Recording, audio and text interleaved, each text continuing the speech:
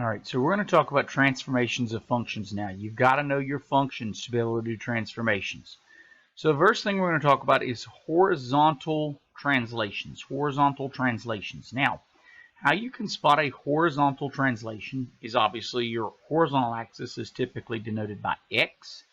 And in a horizontal translation, you will be adding or subtracting something from the x variable. It will be grouped with the x variable. If something is grouped with the x variable, it affects the x variable. And these will be horizontal translations. So here's what we're going to do. We're going to take y equals root x plus 1. I've got my original function, square root of x, graphed here in purple. This is going to move this function left 1 space. So what that means is this is going to move to here, and the shape is going to remain the same. Okay? Over here, minus 1, this is going to move to the right 1. So this will move to here, and the shape will remain the same. Okay, same graph, but it's been shifted left or right. Now the thing to remember with horizontal translations is they are always backwards. And I say that because if you told me someone added 1 to x, my brain would tell you that it should move to the right. Okay? Horizontal translations are always backwards. And just for fun, you can play with this in Desmos and see that this stuff actually works, because here we go. I've got x squared graphed in red. So here's my parabola graphed in red. And if I take and I put x plus 1 quantity squared and I graph that in blue, what you'll see is that that parabola, even though you added 1 to x, was shifted 1 to the left. Likewise, if I subtract 1, now my red parabola has been shifted to the right by 1. Okay? So you can play with these things and see that they actually work. Please do give this a try and see the effect of each of these changes on a function. So after horizontal translations, we have vertical translations. Vertical translations are identical to horizontal translations, except when we add 1 to the function or subtract 1 from the function, this time it is not grouped with x. Now make sure you see, grouped with x would be under the square root symbol, not grouped with x would be outside of it. Okay, so since it is not grouped with x, it's going to affect y. This makes it a vertical translation. And unfortunately, they don't follow the same rule. They are not backwards. What does that mean? They actually do what you think they would do. So if I take this function and add 1, it's going to move it up 1. So this moves up 1. And our graph is going to move up 1 on the y-axis and make the same shape. And over here, of course, the same thing's going to happen. This is going to move it down 1. And so that's going to move this graph down to minus 1. And again, same shape. Okay? Eventually, we're going to combine these. So again, to show you in Desmos, in red, you'll see the original parabola through the origin, y equals x squared. In the blue parabola, I've added 1, but this time it's not grouped with x, and it's moved this function up 1. And if I edit this to say minus 1, it moves my parabola down 1. Okay, so you can again play with this in Desmos and see that it works. It's kind of a neat thing.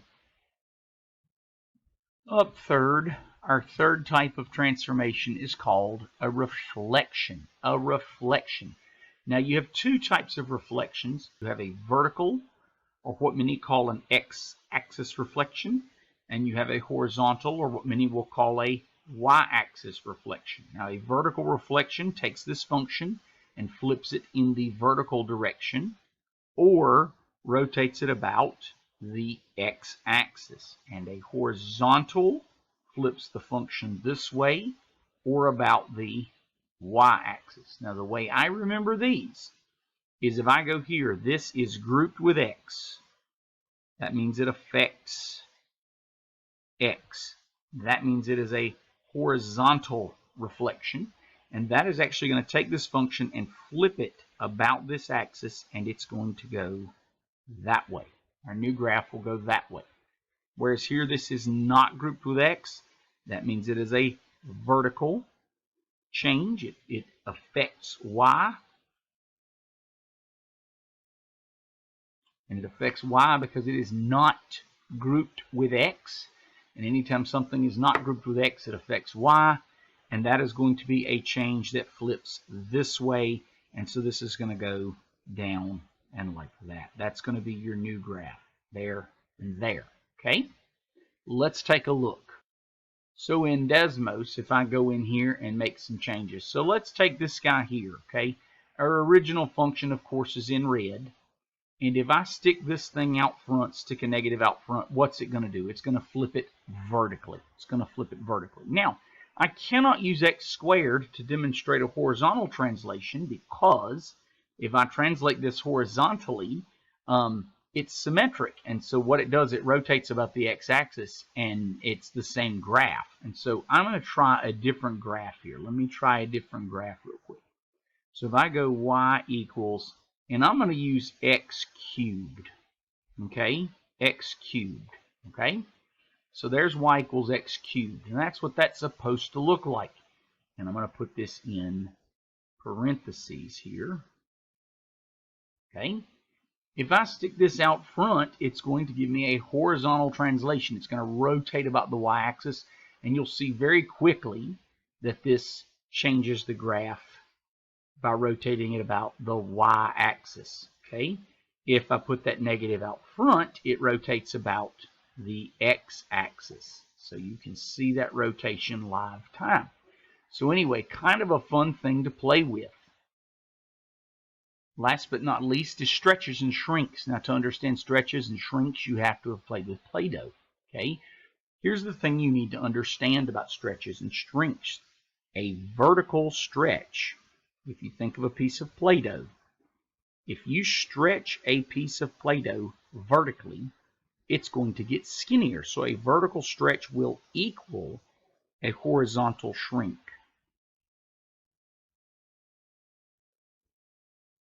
And a vertical shrink, right? I mash a piece of Play-Doh down, it's going to get shorter, but it's also going to get fatter. So a vertical shrink is equal to a horizontal stretch. Okay? Picture a piece of Play-Doh, folks. If I stretch it up and down, it's going to get skinnier. If I smash it up and down, it's going to get fatter. Okay? So anyway, just think about that, guys. Misspelled the word stretch. Get in a hurry and misspelled the word stretch. There we go. Okay, horizontal stretch. All right, so what is this going to look like? Well, this is outside of the grouping. So this is a vertical stretch. By the book, that's a vertical stretch. What does that mean? That means this function is going to get smooshed down. So this is going to get flatter. It's going to get closer to the axis. This is a vertical stretch. It is also a horizontal shrink. Okay? Make sure you understand that. And I'm going to show you what I mean in a minute with a parabola. Okay? Now, this is grouped with x. Okay? Grouped with x. What does that mean? That means it is a horizontal translation, a horizontal change. It affects the horizontal axis. Now, anything that affects the horizontal is always backwards. Okay? It's backwards. Anything that's grouped with x is backwards. So in my mind, if you say something is times 2, it should be a stretch. This is actually a horizontal shrink. This is actually a horizontal shrink. Okay? A horizontal shrink. And what is a horizontal shrink equal to? It's equal to a vertical stretch. Okay, so this is actually going to get taller. Okay, it's actually going to get taller. I made a boo-boo.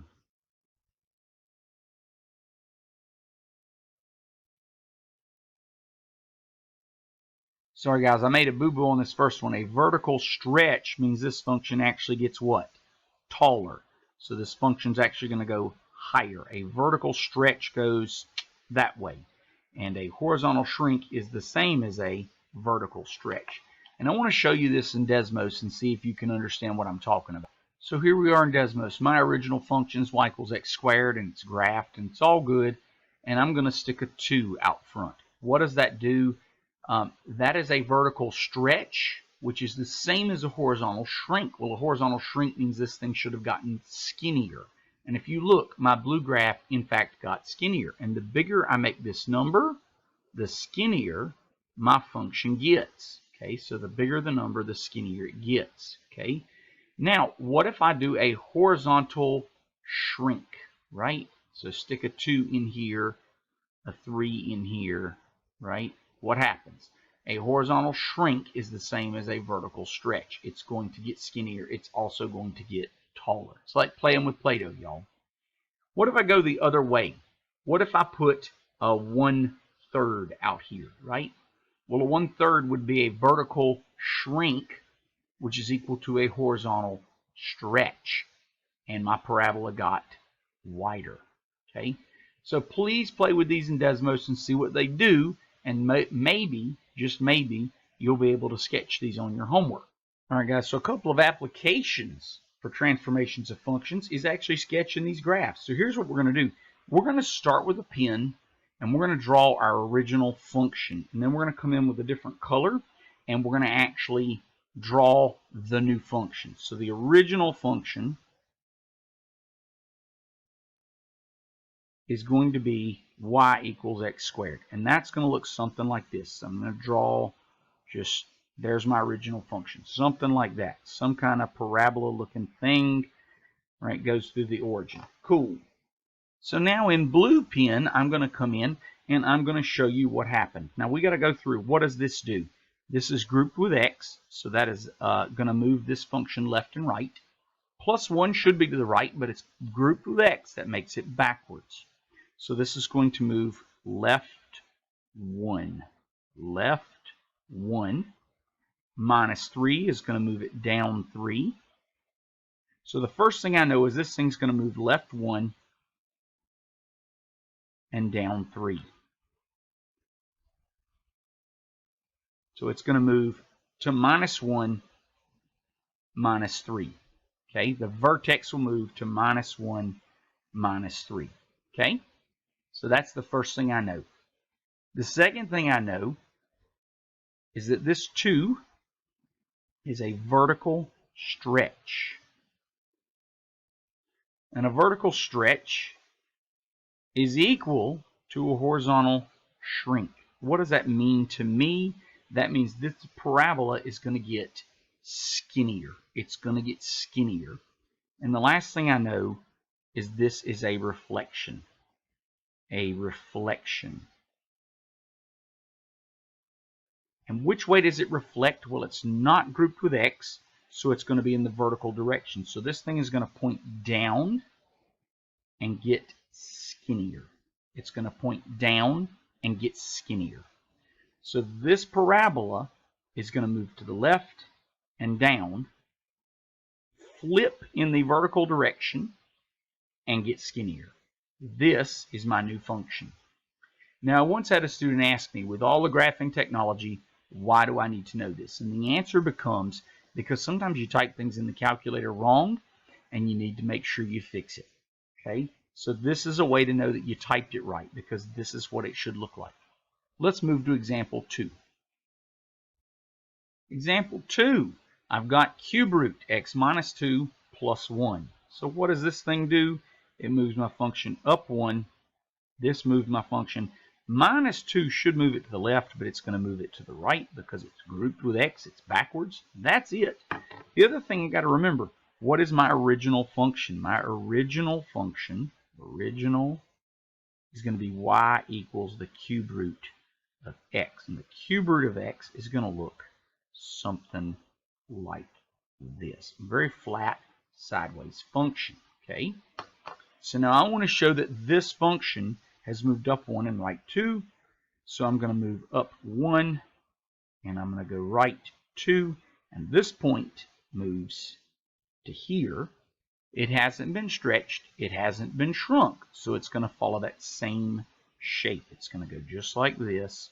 And it's going to go up through that point and just like that. So it's going to be that same shape, like that same cube root shape. But it's going to go through this new point here, 2, 1. Last example here, I've got a step function. What's the step function look like, right? It's got a whole number, a filled-in circle, a whole number, open circle, right? It's looking like this.